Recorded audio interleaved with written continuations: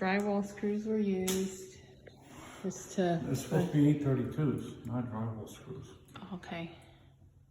I mean, I don't know, did the electrician hang this?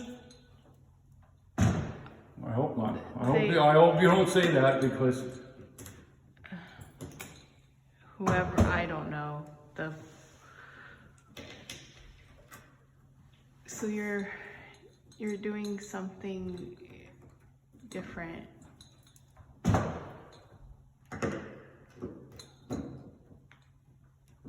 So what's the difference? So what are you doing that's different? I'm just curious. I gotta tighten up the nuts because if you turn the whole fixture, it's gonna drop. Oh. You gotta tighten up this because if you under the nut, plus I gotta get two 832s for here or 4. Okay. You don't use drywall screws. Yeah. Okay. I Okay. didn't do it. I didn't do it. Okay. Thank you. I don't want to drop fixture. Yeah, I don't want a fixture to drop either. I never dropped one before. I never dropped one. Okay. For me, my first time. No. Okay. Okay. Thank you. Let me get-